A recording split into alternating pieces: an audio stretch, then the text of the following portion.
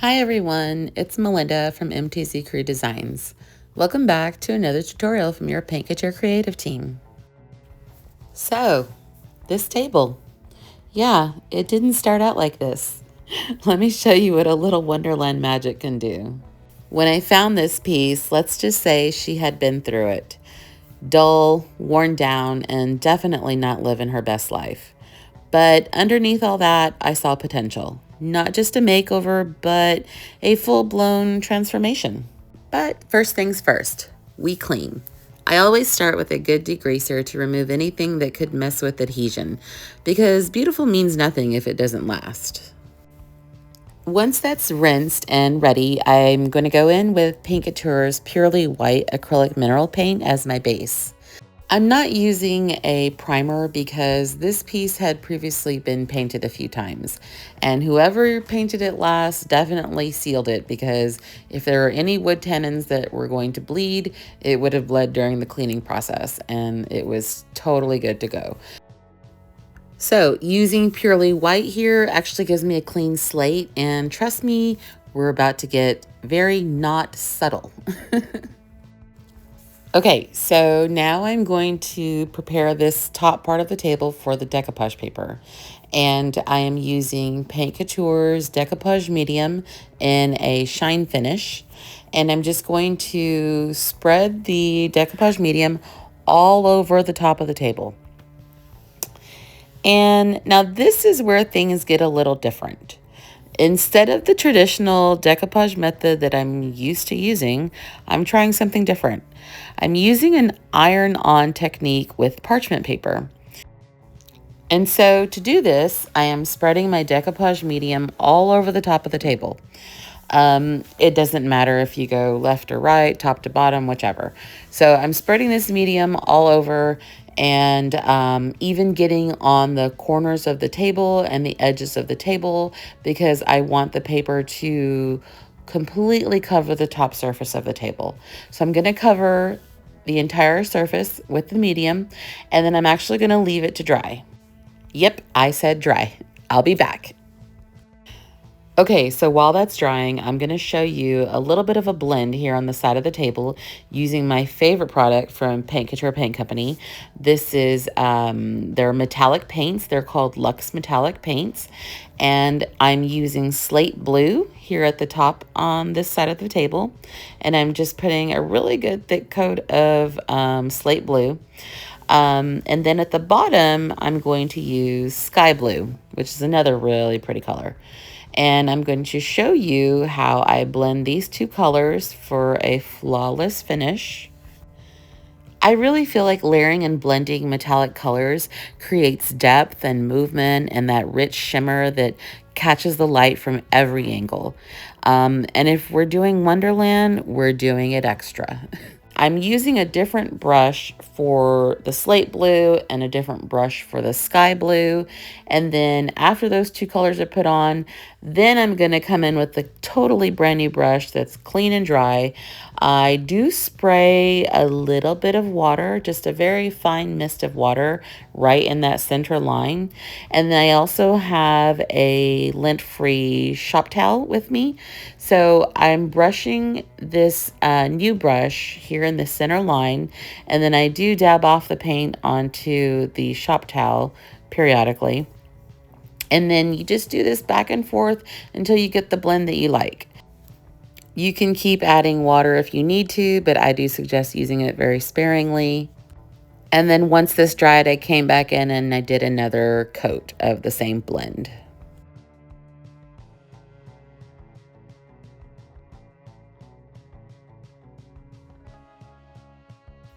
And then for the inside of the table, I'm going to use another color from the Luxe Metallic line. This one is called Lilac, and it really is the prettiest shade of purple. Oh, I'm lying. I think they're all pretty. Paint Couture has so many pretty purples, and this is just one of them. I love so many of the colors in the Luxe line, but the purples are all so pretty. You really can't go wrong with any of the purples. And then when you are doing a solid color, I do recommend that you just kind of go in one direction with the paint and try not to go over the same area too frequently. Just go in one direction, and that kind of limits the brush strokes. Okay, so now let's get back to this decoupage paper. So remember when I said things are going to be a little different? And so we're going to do this iron-on technique with parchment paper. The decoupage medium has completely dried on this table. And so I've set down my decoupage paper, and I'm using my iron on a high setting on top of parchment paper. So it's decoupage paper, then parchment paper, and then your iron. And I have my iron on a steam setting, and truth be told, I didn't even know how to take off the steam setting. And that should just kind of tell you how little I iron in this house.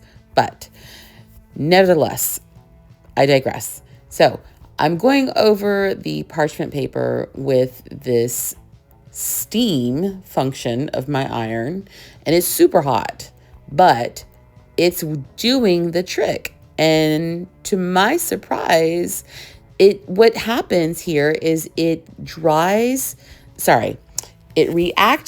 the decoupage medium that's underneath your decoupage paper. And what it does is it's gluing the decoupage paper to the table. And your parchment paper is there to kind of protect the surface. So decoupage medium glue is now gluing the paper, and the parchment paper is your protection between the iron and the paper.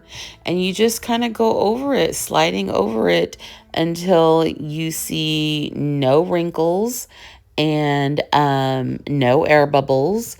And honestly, it to me, this was way faster than what I've been doing for the last few years. And if I'm being honest, I don't plan to go back to the other way I've been doing it.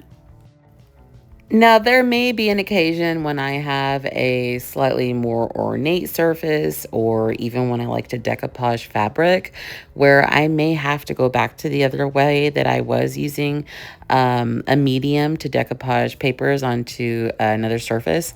But for the function of getting a paper onto a very flat surface, this was perfect, and I really, really dig this. So the second piece to this is that once you've got the paper completely glued onto the table, you still need to seal it. So you're going to go over it again with another layer of your decoupage medium. So I didn't catch it on camera, but I went over this paper once it was completely adhered to the table. I went over it with another layer of Paint Couture's decoupage medium, and then I waited again for it to dry. And then after it dried, I went back over again with the parchment paper, just repeating the same process. And I actually did this a total of 3 times, just adding that decoupage medium, waiting for it to dry, and then going back over with parchment paper again. Honestly, it goes so quickly. I know it seems daunting to do it 3 times, but it goes by so quickly. So I personally love this new method, and now it's just a flawless surface and it's ready for the story to unfold. And so now that the table is completely dry, I normally sand off any edges of paper that may be hanging over from the table, but I decided to use this crafting blade, and I feel like this worked a little bit better for my scenario.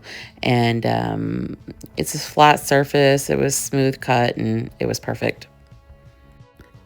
And of course, my sweet girl Alaska makes her appearance. She's moral support, quality control, and absolutely no actual help, but I love her. And so I've turned my piece over, and I decided I did not like the color choice I had on here. So I'm going in with another Luxe metallic paint. This is called Lily Pad. It's probably the rock star of greens, if I'm being honest. I love this color. If you haven't used Lily Pad, what are you waiting for? Because it's amazing. So I feel like Lily Pad was just the right touch for what I wanted here. And so yeah, I'm just making some corrections and we will roll with Lily Pad. And so here I'm putting the final touch of sky blue in the front of the table. I've taped off the area where I want the sky blue to meet the lilac. And now here's the reveal that we cross our fingers and hold our breath for. Okay, so now for the details. I'm going to create some resin castings using Paint Couture's Rapid Casting Resin by Capital Crafts. And this product is amazing because if you want some castings in a pinch, you definitely want to use Rapid Casting Resin because it only takes about 10 minutes for these castings to form inside your silicone molds. And they're amazing. You just basically mix equal parts of step 1 and step 2 inside of a cup. Give it a good stir. I stir for about maybe 30 seconds one direction, and then I stir for another 30 seconds counterclockwise or the opposite direction. And then once you know that the liquid is completely mixed up, you can tell because the liquid becomes less opaque and more translucent. And then you just start pouring in your molds. I love this stuff. I use it on a lot of my projects. And the really cool thing about this is once they're completely dry in the silicone molds, you can just pop them out and they're ready to be painted. And so now I'm going to use Paint Couture's acrylic mineral paint in the color Sophia, and I'm painting all of my castings in that color. I love the acrylic mineral line because it has such great coverage, and I really only needed one coat of paint on all of these castings. So creating these Wonderland-inspired embellishments just kind of provides for a little storybook moments that wrap around the piece and pull everything together. So I'm using a wood glue. I'm using Type Bond Quick and Thick wood glue to adhere all of my embellishments. And most of them will generally stay on without any tape, but some of the heavier ones I will put a piece of tape to hold them there briefly. But yeah, I'm just using the wood glue and a little artist brush to wipe away any excess glue.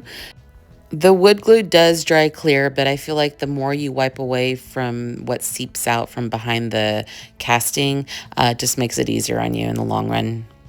And then I want to seal my piece, so I'm using Paint Couture's Extreme Guard top coat in the finish gloss. And you just want to use this very sparingly when you're trying to put top coat over your castings.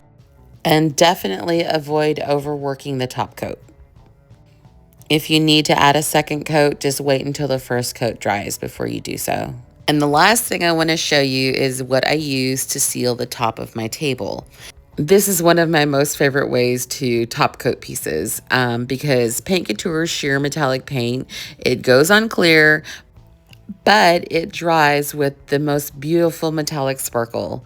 And I will show you at the end what it looks like because I forgot to record when I started applying this on top of my table. So I'll show you at the end how it looks. But most important thing to remember when you're using the sheer metallic paints is to make sure that when you open your bottle, you just stir, stir, stir and get all of that pigment that's at the bottom of the jar because you need all of that pigment mixed up into the paint in order to see it when you put it on your piece. And then the last thing I'm doing here to finish this off is a touch of gold gilding wax. Just enough to highlight all those raised details and give it that soft antique glow, like it's been sitting at a Mad Hatter's tea party for the last 100 years. And here she is. She's so whimsical. And remember how I showed you that sheer indigo metallic paint? Check this out. Look at that blue glittery glow. Isn't that so pretty? Oh, this is my favorite stuff. But yeah, she was once forgotten and now she's full Wonderland fantasy. Every layer, every detail, it's proof that sometimes the most magical pieces just need someone willing to see the story hiding underneath. If you're feeling inspired to create something magical of your own, I've linked all the Paint Couture products that I use down below. Using my affiliate link doesn't cost you anything extra, but it does support me and it helps me keep creating and sharing projects like this. So thank you if you decide to use it. And again, this is Melinda from MTZ Crew Designs. Thanks again for watching. If you love this transformation, don't forget to like and subscribe and stick around because I've got plenty more pieces waiting for their glow up. Stay curious and don't forget to make things a little mad. Have a great day. Bye.